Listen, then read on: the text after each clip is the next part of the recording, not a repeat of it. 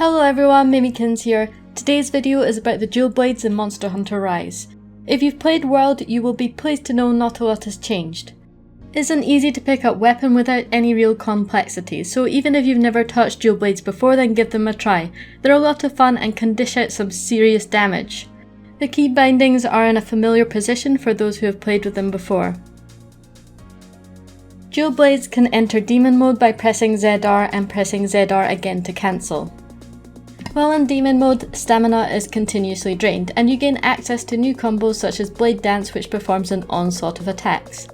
This also freezes your character on the spot, and you will be unable to evade incoming attacks. I did notice getting hit in demon mode now seems to cancel it, which wasn't the case in previous games.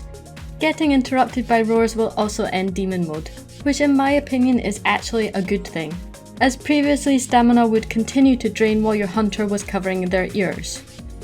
It's fast enough to get back into demon mode, so this isn't a deal breaker, but something I thought worth mentioning.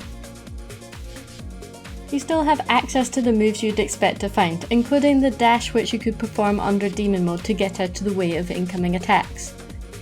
While in demon mode, every hit you land fills the demon gauge, which you can see at the top of the screen under the health. This depletes over time, but once you manage to fill it completely, you can enter Archdemon mode, which enhances some actions and increases attack. Using these techniques consumes the demon gauge and will wear off after the bar is depleted. Heavenly Blade Dance, that impressive flurry of slashes that carves a path down the full length of a monster, is present. You can do this when jumping from a ledge or sliding down a slope while in demon mode. There's a few slopes you can find in Rise to perform it. You can also use the wire bug.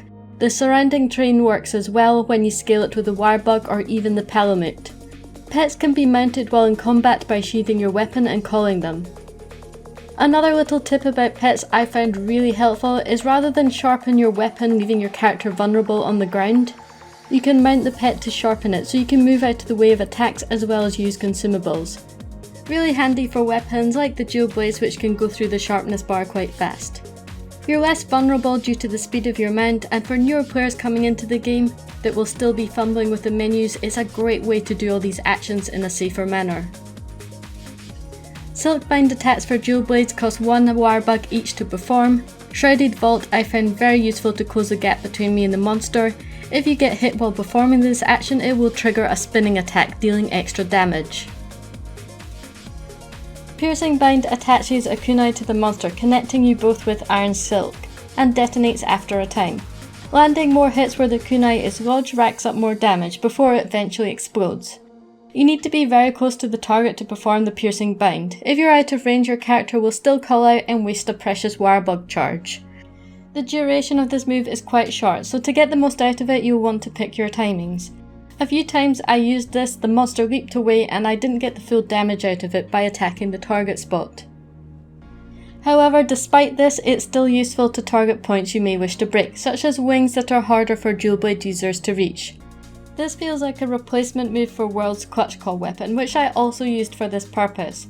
I've got to say I prefer World's version because it felt much more impactful and fun to use compared to this.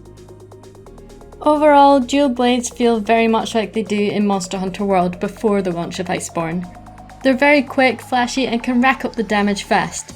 The new Silkbind Shrouded Vault offers extra utility in the form of gap closers, while Piercing Bind can offer a quick burst of damage and makes it easy to build up the Wyvern riding meter, which is the new mechanic that allows you to control a monster. I don't feel dual blades needed much, as it was already a fun weapon and consistently popular in Monster Hunter World, often ranking in the top 5 most used.